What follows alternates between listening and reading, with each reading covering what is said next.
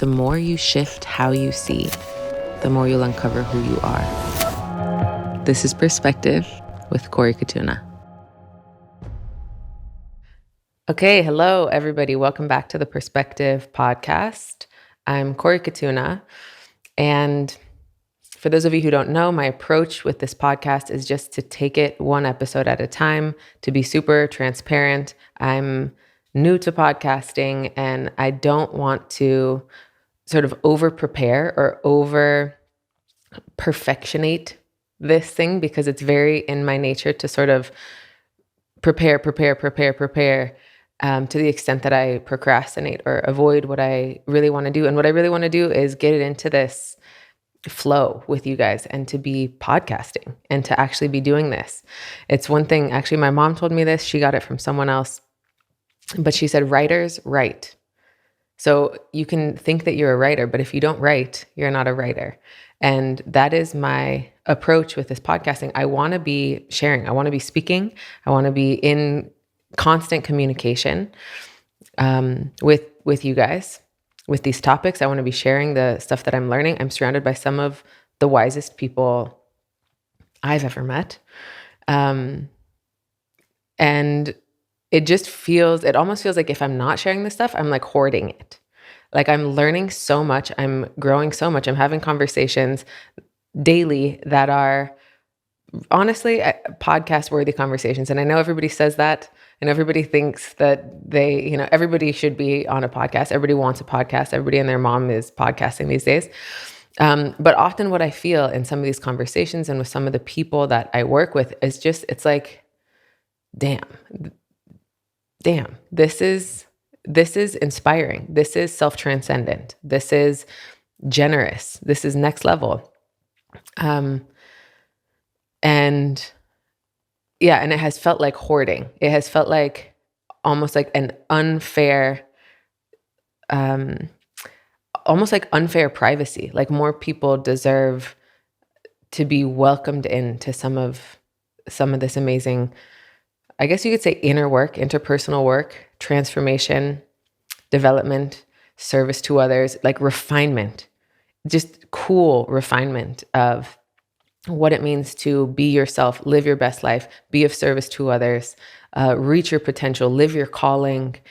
And there's just there's so much intricacy to this. And the people that I work with, we just live and breathe this stuff every single day.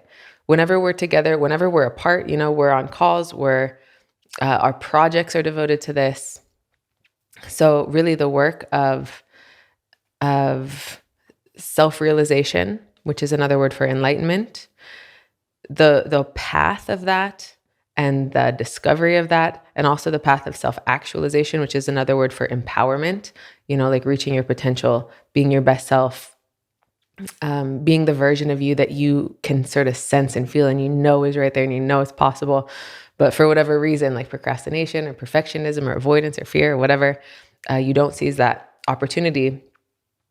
We've sort of poured our lives into that. And so anyway, my approach with this podcast is so much more to just let you in. I said earlier that my goal is so much more about quantity than quality. I trust that the quality is just inherent in a lot of the stuff, especially as we sort of build more circuitry, and I get a feel for you guys, and I get a sense for like, what is it that I'm sharing that you're most interested in and that is really relevant.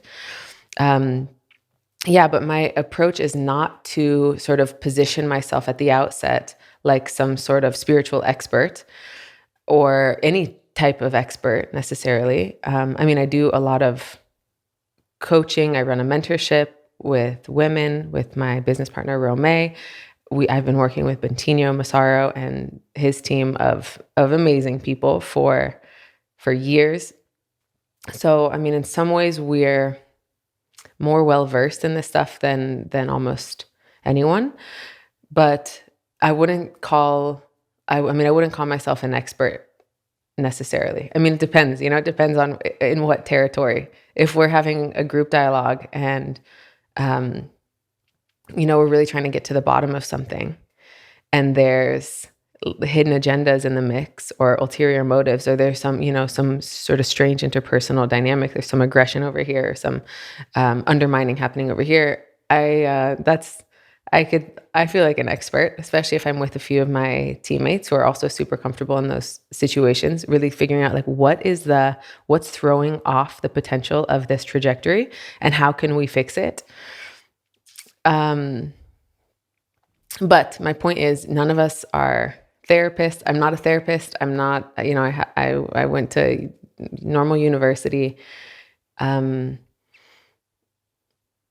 Yeah.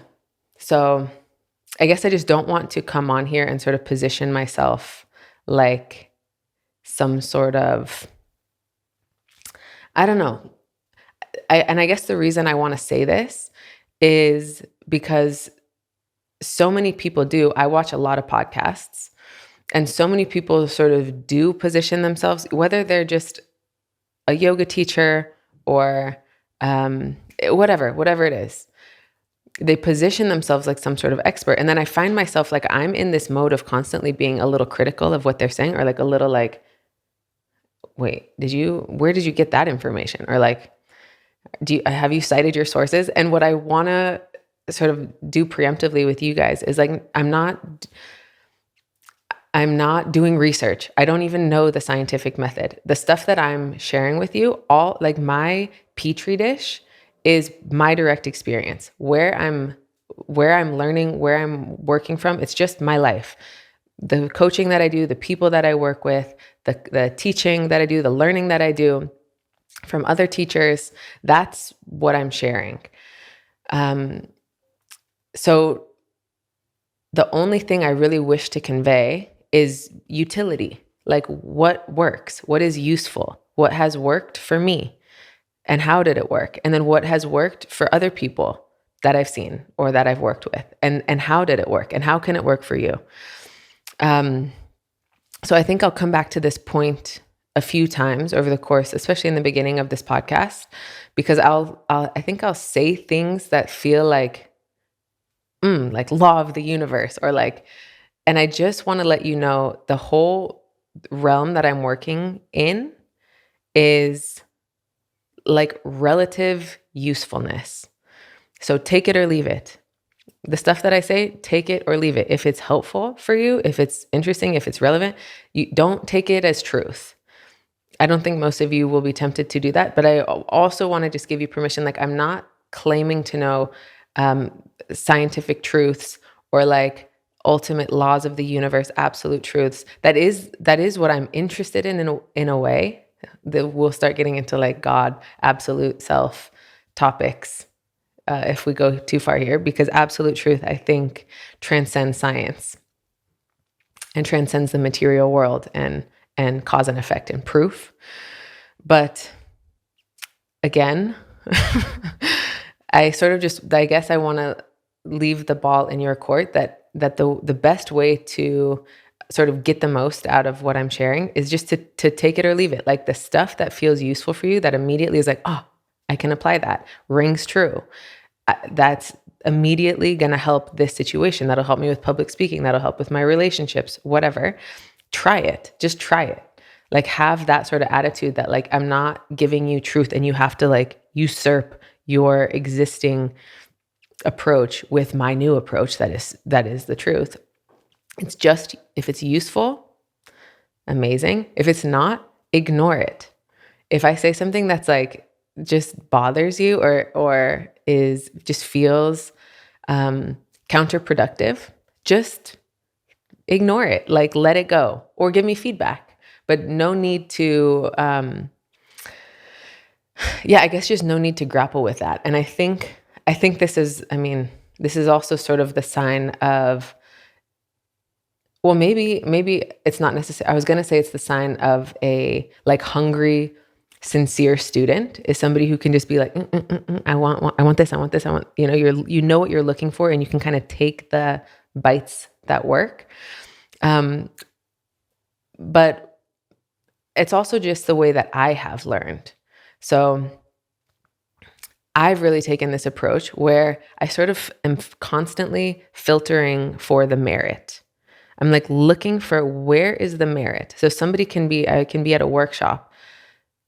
This was especially true. I mean, it's still very true, but so I could be at a workshop or a class or just speaking one-on-one with somebody, and there's just a lot of noise, and I'm like looking for the signal. Like, where are you on point?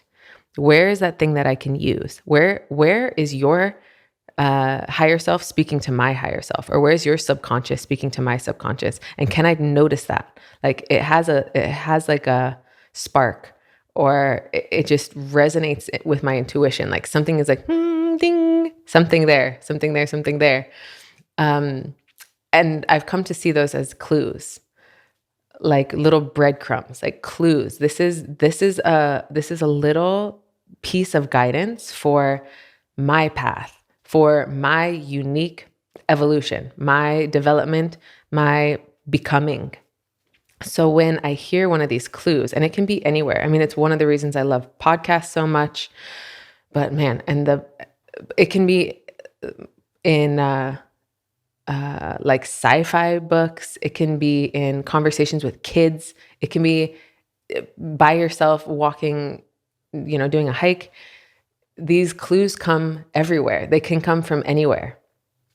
So, and if you're sort of listening, if you're seeking, if you're hungry, if you care about reaching your potential, or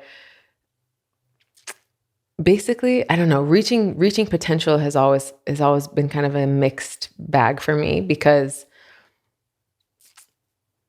I don't know, it just feels so ambitious, where there's something a little less ambitious and more like humbling about the true seeking journey. I guess both work. It doesn't have to be true, but both work. You can kind of have like this ambitious, penetrative, like, let me reach my potential, let me be my best self. And I think that's useful. But then there's also a much more sort of surrendered, humble approach where you are listening. You are curious. You're receptive, and you are sort of, it's more of like a purification process where you're sort of finding stuff that you've identified with, perspectives that you've taken on that are not you, that are not relevant for you, that are just other people's thoughts and opinions and habits, stuff that you've just kind of accumulated over time. Usually it's like stress and fear and competition and just negative self-talk, like inner critic kind of stuff. Everybody has this, by the way. And as you find more clues, you sort of remember like, oh, this is me. You refortify the part of you that really is you. That strengthens. Like each clue is almost like a vote for your heart or for your true self. And each clue sort of debunks some part of that habituated, conditioned, not you, so to speak. I hope that makes sense. So that's been my approach. I think that's many people's approach. That's what I encourage for you guys through this whole podcast. And who knows still like what approach I want to take. I know there's a few things in the first few episodes that I want to get into. I want to talk about why I called this show Perspective and what I mean by perspective. That's what I'm going to do on this episode. I think maybe on the next episode, this is going to be a big topic that might take a few episodes, but I want to just talk about Bentinho. That's how most of you probably know me. And Bentinho is my teacher. He's just this amazing enlightenment teacher. He's my friend. I've known him for about 10 years. He's my teammate. And he's a controversial guy. He sort of has a reputation. He's been canceled. Let's put it this way. Wrongfully so, like wrongly canceled. So, and that's a whole thing that I am so excited to just unpack, like, especially as people get bigger and kind of get more attention, which Bentinho became quite popular, kind of a well-known figure in spirituality and enlightenment. He's faced a few sort of waves of like takedowns or backlash or hit pieces. And I just am so excited to talk about that because I was there for so much of the stuff that he's been sort of blamed for. And it's amazing. Like, it's actually fascinating. And maybe what I'll do is bring on some of my other teammates and we can kind of do it like a round table. We can talk about like what really happened. Or I don't want to get too into the like mud or too into the weeds. I think we've done an amazing job. Like when these pieces come out, we do a really good job of just being like, let the universe unpack that, like let everybody sort of fall where they will on this topic. It's almost like it filters people in or out, people who can sort of see through like drama, sensationalism, nasty online attacks, almost like recognize us more. They almost like are like, hold on, there must be something like right here because these takedowns are just so nasty. So it either filters people in or people just like hop on the bandwagon and are like, what an asshole cult leader. And so we see some of that too. And then that's nice to sort of just be like, okay, here are the people who are more discerning and they come closer or they're more curious or they're more supportive or whatever. They expedite their seeking journey and sort of, I don't know, like it's almost like they saw that situation as like a clue of like, hold on, something is true here. And then that's amazing. And then there's the people that were like, that didn't see through the drama. And then that's like perfect, So I think we've come to trust the like everything kind of, I don't know, what's the saying? Like you throw the mud and you see what sticks, or like everything sort of shakes out in the appropriate way. I'm botching these cliche sayings. And still, I just would love to talk about it a little more, just because it's such a central piece of my life. Like it's like, I mean, not only Bentinho, but like these types of teachings, like this type of spiritual, non-fluffy spiritual work, like actual real spiritual work, like the work of uncovering what is truly yourself or merging more with God, blah, blah, blah. Not all the dogma, not all the jargon, not all the special crystal fluffy, whatever. That's so loud. That's so chaotic. That's so noisy. It's such a mess. Most of it is nonsense. And then what tends to sort of get a bad rap, it all gets a bad rap. Let's be real. When you see people having like some cathartic, orgasmic like thing, it's usually it kind of paints itself in a bad light. And so, but regardless, my point is that what we do is actual spirituality. This is what I've been seeking since I was young, since I was a kid. Like looking for just merit, truth, good points, better perspectives, intelligent insights, like handling interpersonal dynamics intelligently, generously, with real love, with real wisdom, balance, intelligence, like actual intelligence, actual sanity, real authenticity, not performative authenticity, a real safety. Like it's actually safe. It's actually, you can be politically incorrect. You can be yourself. You can be offensive. Everything just like where everything is sort of held up to the light of truth. So your intentions are the things that you are accountable for, not the strange sort of confusing web of impact.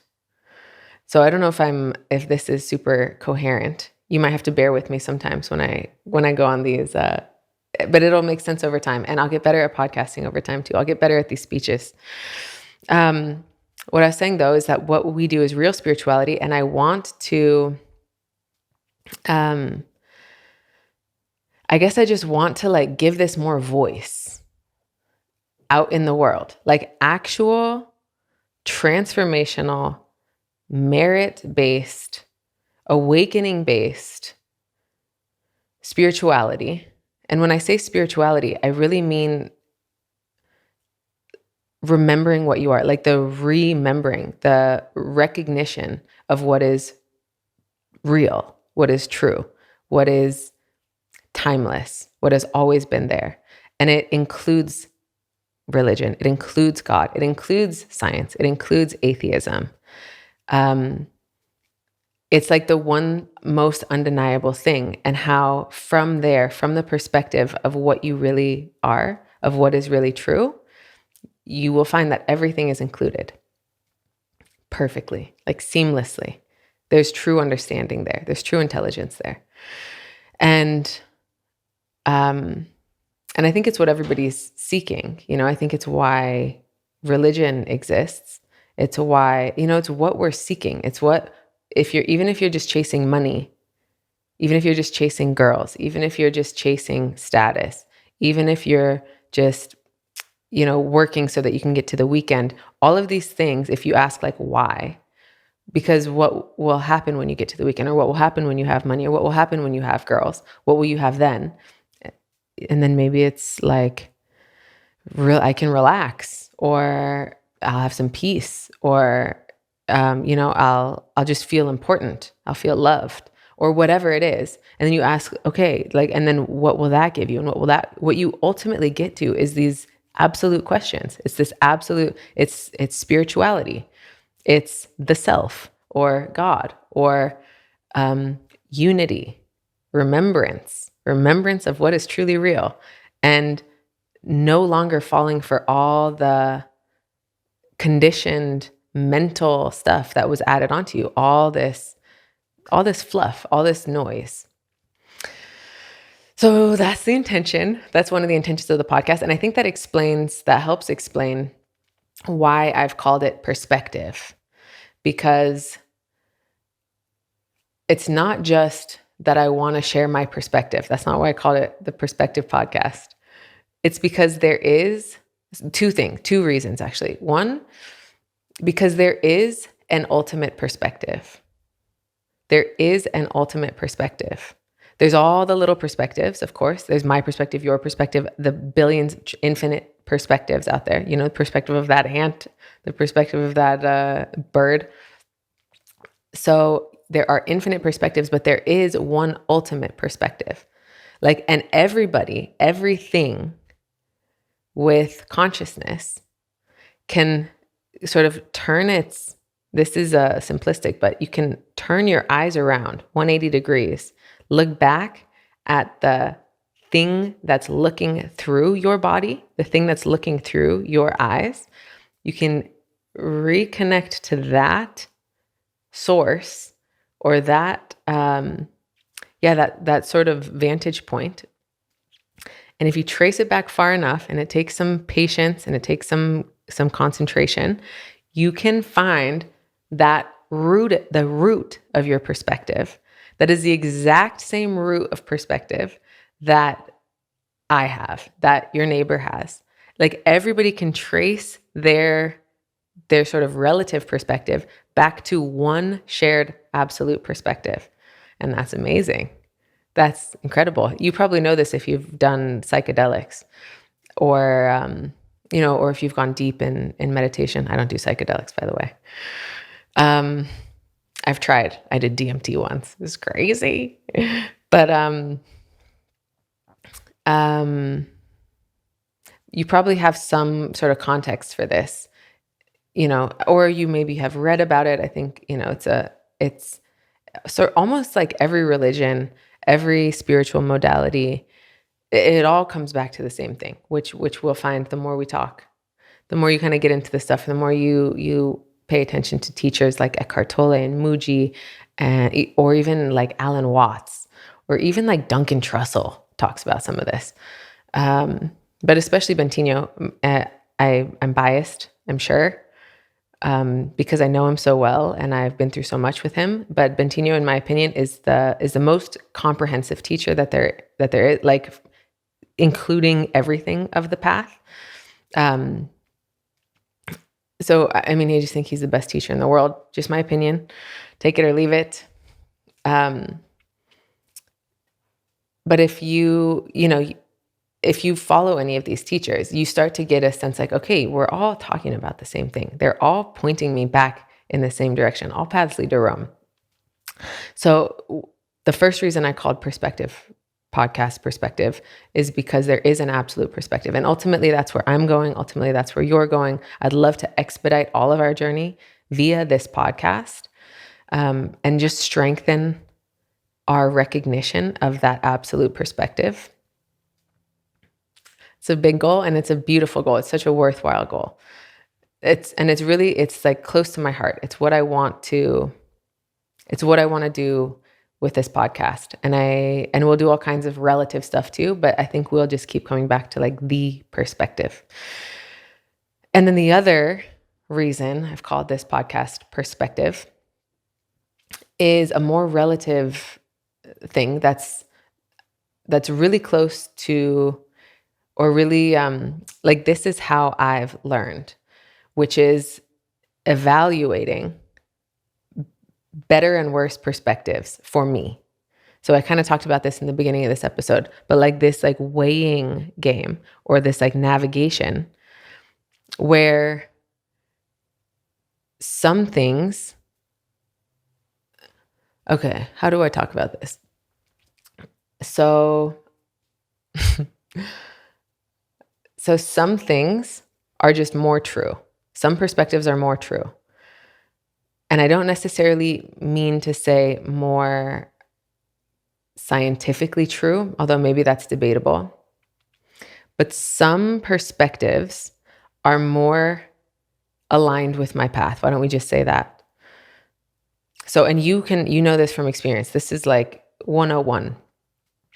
That sometimes, let's say when you're just in a confident, solid, loving, generous, free, available mood, the way you think about yourself is a more accurate perspective than the way you think about yourself when you're lethargic, depressed, anxious, stressed, avoidant, negative, right? There's like, and it's the same you. You're thinking about the same topic, yourself or your worth, but from different perspectives, you see yourself totally differently. So, and this is something I think we need to get really comfortable with, sort of admitting that there are levels. There's like radio stations. Bentinho calls these frequency domains, but there are like whole worldviews, like parallel timelines through which we see the world. And that's dependent on what state we're in, or what radio station you're in, what station you're in, what state. I never caught that similar wording. So let's see. So for example, when so say you feel depressed and you're thinking about your own career trajectory. Are you reaching your potential? Am I sort of activating my passion? Is the music that's within me, am I expressing it? Am I letting it out? And if you're a little more depressed, the answer is like no. And not only no, I'm not capable. I'm not going to do that this lifetime. I'm going to die with my music inside me. I'm weak. I don't even want to think about this. I don't even have the bandwidth to think about whether or not I'm reaching my potential. I'm just going to scroll on my phone. I'm just going to watch Netflix. I'm not going to respond to messages. I'm worthless. I don't deserve good things. And the most sane, balanced, normal people will have these thoughts sometimes. I was just watching Chris Williamson describe, he made this video after his Naval Ravikant episode, which is epic, which is like a career high for him. And Chris Williamson is the host of the Modern Wisdom podcast. Might be my top.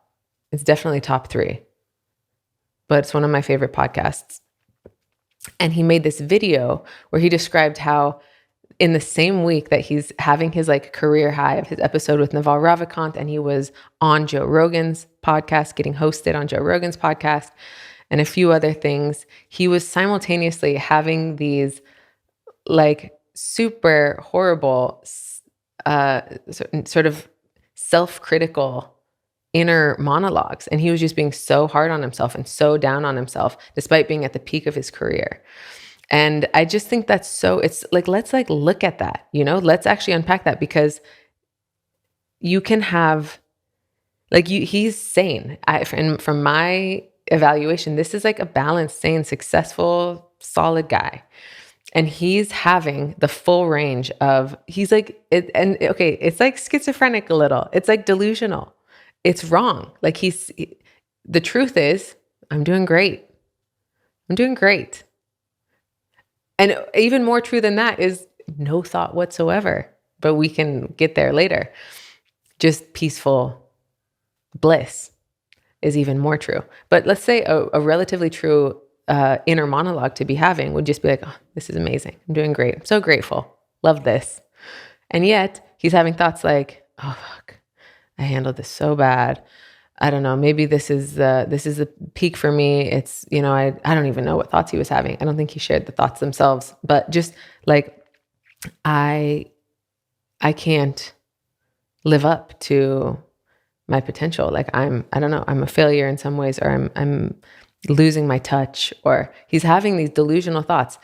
And everybody has this. Everybody in different states, in different moods, with a slightly different outlook. You just slightly turn your radio station to a different, and you get delusionally counterproductive.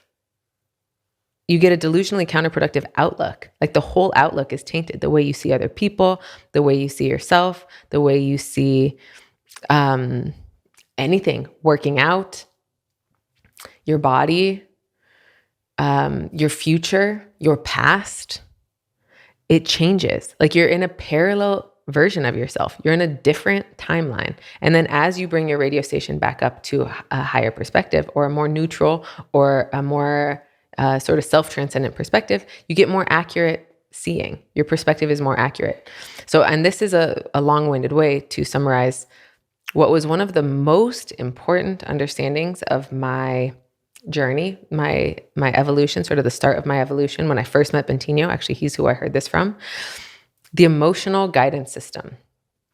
The emotional guidance system. And all the emotional guidance system is the better you feel, the truer your thoughts are. And the worse you feel, the more false your thoughts are. And I know that is so simplistic, too simplistic probably, and it just begs to be debunked. I have the same. I have a very like debunking mind where I'm like looking for, I'm poking holes in this immediately. And just take the whole thing in a little more intuitively. Like, again, use it, sort of filter for its merit. Look for how it's useful. Try it on for a few weeks and see if there's truth to this, if it can be useful for you, instead of just sort of mentally debunking it. And like, because that's the thing with all of these spiritual tools, is it's beyond the mind. Like it can make sense to the mind. It speaks to the mind. But where it's all happening, it's like you could say it's in the heart, or it's before, like the mind and all your thoughts is like what songs are playing when you get to that radio station. But it's not you are before your thoughts, because if you can stop thinking for 3 seconds, you did that. Thoughts don't end themselves. You did that. That's you. That's something a little deeper. That's a little closer to that absolute perspective. That's like your soul, you could say. So your soul or your heart or your intuition or something that's a little more you than your mind can direct the mind, or can pause the thoughts, or it's what sources the thoughts, so to speak. So all of the spiritual work is about sort of transcending the mind. So if you use your mind to evaluate, Like, how true is this? Can I poke some holes in this? It's like, yeah, you can always do that. You can poke holes in all this stuff, you know? You can always find a little exception here or there, but then you're missing its utility. And probably, probably the science does check out. We just don't know that science yet. It's like AI is coming in and everything is still advancing every day. There's people studying, there's like theoretical physicists figuring out all the little intricacies, and people are debating free will and consciousness and da-da-da. So maybe we just don't know the science yet. So if you try to poke holes in it with your mind and like logic your way to something like the emotional guidance system, which I did the same. It's like, oh, so if I have thoughts about like war, then my thoughts aren't true. If I feel bad because I'm having thoughts about war, then my thoughts, and I don't know. I've heard different teachers sort of explain like, no, you're seeing it wrong. But I still think that's incomplete. What I think is more likely is that the science will check out, the logic will check out. We just don't have that science yet necessarily. So meanwhile, until we have the science, just try things on for their utility. Like, see, does this work? Does it help? Does it make me a better person? Does it free me from the confines of feeling separate and fearful and like I have catching up to do, like I'm lacking, like something's wrong? Does it make me more whole? Does it unify me more with my community or with God or with the self or with the universe? So I just encourage you to use those metrics to discern whether something is true or not. And I also want you to temporarily, at least when you're talking to me, when we say true, I don't necessarily mean like can prove it in court true, because that's so tricky. What I mean with true is, how to say this, like more you. You know how, like I've heard this relationship advice, like if you meet somebody and you feel more like yourself when you're with them, like, oh, like more of me comes online, more of my humor comes online, more of my productivity. Like I feel like I'm more on my path. I become more myself in this relationship. Then that relationship is more true for you. And if you become less yourself, less you sort of move away from your true life stream, like what you truly are, your humor, your joy, your freedom, your creativity, your natural self-expression, your best self. If that stuff isn't sort of getting activated in a certain relationship, then that's a less true dynamic for you, most likely. So that's what I mean when I talk about true. I mean more you, more true for you, more aligned, more resonant, more spiritually true, maybe even more metaphysically true. So I hope I didn't open a loop that I'm now not closing. I hate when like shows do that in movies, but I'm afraid I might have done one for you guys just now. Maybe I'll correct it in a future episode. So anyway, that was a basic intro to the emotional guidance system. And so just to reiterate, the better you feel, the thoughts that accompany that good feeling are more true. So when you feel good, look, the sun is shining, anything is possible. I could work on this. Oh, I've got a new idea about this. Oh, my relationship is actually going well. Oh, I love that. Those thoughts are more true. You can just like plant your flag there. That's you. That's more true. You're seeing the world more accurately. That is actually more as the world is. When you see the world like that, your life is more in alignment. You are more yourself. And then when you feel worse, when you're more depressed, more anxious, more separate, more averse, more judgmental, more blamey, more victim-y, when you're in those worse feeling states, the thoughts that accompany those states are less true, which is tricky because they feel more true. They sort of come with like gravity and significance and negativity and like, this is important. People need to take me seriously. This is really serious what's happening to me. No, I felt really good a week ago. I felt really positive and optimistic. I was deluded. I was on some like trippy, hyper high, just deluded. I was on a high. That's not really true. What's really true is how serious and significant and real things are from down here. That life is hard. This is the worst. Whatever I was feeling before, yeah, get real, get a grip, come to terms. So that's like the trap of these lower states, is that they come with gravity. They feel more real. It's like you can feel them. It's like weight on top of you, like a cement brick.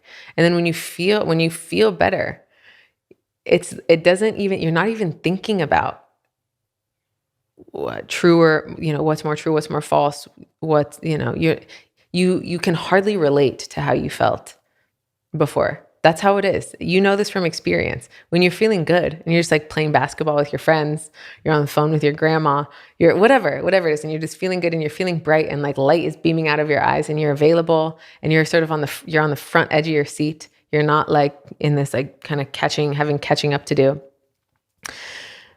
You can't relate to the thoughts that you were having before. It almost feels like you can't, it's like, I would never fall back into that. Or it's like, sweetheart, come on, bless your heart. This is, those aren't real problems. It's not real. And the thoughts you're having from up here, these are more accurate. So you can manually, and this is an exercise that I have taught many times. This is something I recommend to almost everyone I coach, is to manually program yourself to memorize the thoughts and the worldviews and the perspectives that you're having from up here, from clear seeing. Just plant a flag there, write them down. And actually the exercise that I've used for maybe 10, 15 years myself, where I was doing this before I knew what I was doing. I would write in my journal. I called this journal Lower Self, Higher Self. Now it's in my phone. And it would be the thoughts. I would sort of like ask myself the questions from this lower state. Like when I felt separate, when I felt negative, it'd be like, am I really just like blowing it in my life? Am I just behind on everything? I'd ask these questions and then come back later, a few days later, when I was like bright again and clear again, I would come back later and I would respond like in depth, just point by point, like, sweetheart, oh my God, my love. And that's what it feels like. It feels like a parent coming back to talk to their kid who's having just like cute delusional problems. It's like, oh my God, my love, it's not so serious. It's not, let's see here's a more accurate view. You're amazing. I need you to see how amazing you are. Remember this. This is you're just don't fall for those thoughts. That's how it feels. So over time, as you come back and sort of respond to your negative thoughts, your inner critic, whatever, you come back and you just write the more accurate version. And like, just with this attitude of like, come on. Over time, it starts to stick. And when you're in these lower states, some part of you just memorizes. Like you just remember, this isn't true. I feel awful. I feel separate. I feel like I'm missing something. I feel like things are not going well for me. I feel like people don't like me. And this isn't true. I'm wrong. I'm seeing things wrong right now. It's not that I'm like at some bottom of a pit. I'm seeing it wrong. I'm deluded. I'm confused. This is inaccurate seeing right now. I don't have to fall for this. I don't have to like work from here. I don't have to believe that I'm in some sort of deficit that I have to grind my way out of. I'm just wrong. I'm like believing in something that's not true. So, and this is something that cognitive behavioral therapy does, which is, I just love this therapy. I've only read about it. I've never done it myself. But I love the premise because it just gradually like trains you. Like, for example, you sort of learn to self-diagnose. So like if you're catastrophizing, if you're taking something that's fine and you're like, this means I'm going to be homeless by the end of this month if and you're just taking something that's like a neutral variable and catastrophizing it, turning into a catastrophe. A cognitive behavioral therapist will help you identify that. Like, look, catastrophizing, bam, labeled, wrong. You're wrong. This isn't accurate. You're missing the accurate seeing of life. So let's either just debunk it or come up with a more neutral thought, or let's come up with a constructive thought. So anyway, this therapy has been super successful. It's like one of the most, as far as I understand, one of the most, like, it works. So many therapies don't. Many therapies are sort of counterproductive. I think the word is iatrogenic or iatrogenic. I just read the book Bad Therapy. Super good. I recommend that book. Many therapies are counterproductive. They do harm.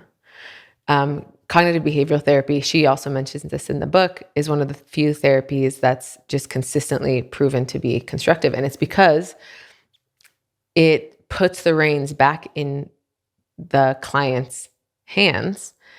And instead of just being like, okay, so then what happened? And then what happened? And why did they do that to you? Or whatever, instead of like getting deeper and deeper into the pain and the sort of negative stories, you learn to rewrite your story, and not in a delusional way, but you learn to debunk your delusions and stabilize in a clearer, more accurate, more constructive, more self-loving, more generous, more mature perspective. Just mature, sane, intelligent, balanced, normal. So that's what I love about it.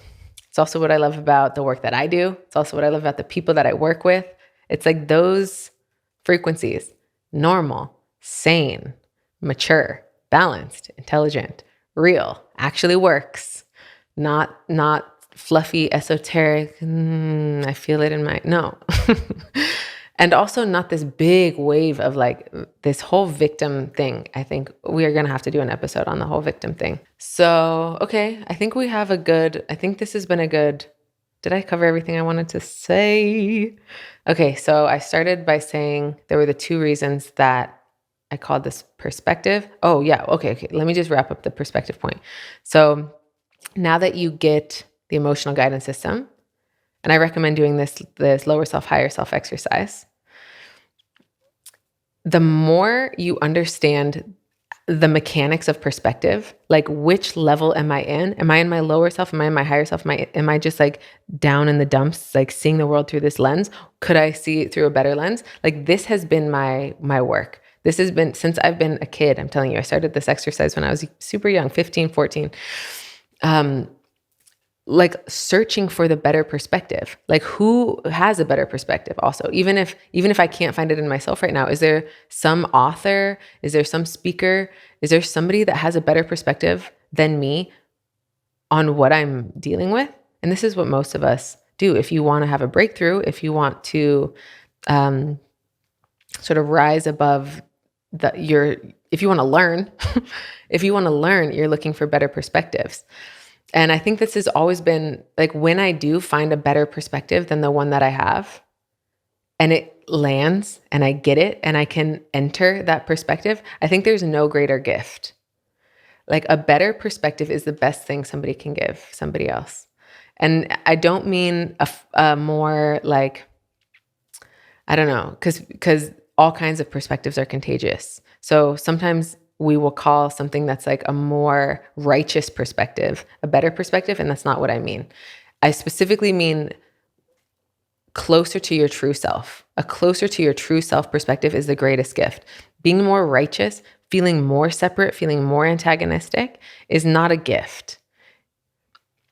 I mean, maybe it is if you go from feeling horrible to now you at least feel righteous. It's a bit of a gift. But that's not what I want to promote. It's not what we're going to do here. We're really going to be looking for better perspectives from a relative standpoint. We'll be together looking at things, looking at all kinds of different, whether it's spiritual. I'm down to get into politics, down to get into current events. I for sure want to talk about this whole cancellation thing that we've been going through. I'll probably bring on teammates and we can do sort of interpersonal stuff, and anyway, my point is, I'm going to be constantly looking at what is the current perspective and what is a higher perspective. And we'll be doing this process together of like, what frequency domain are we in, and how could we bring that closer to truth, closer to self, closer to God? Like, how does God see this? If you don't like that word, let's say, how does the universe see this? How does source see this? How does the self see this? So we're going to be raising perspective, and then ultimately, indeed, we're going to work toward that absolute perspective. I think that's all I want to get into on this episode. And yeah, cool. I think that's it. Okay, guys. Mwah.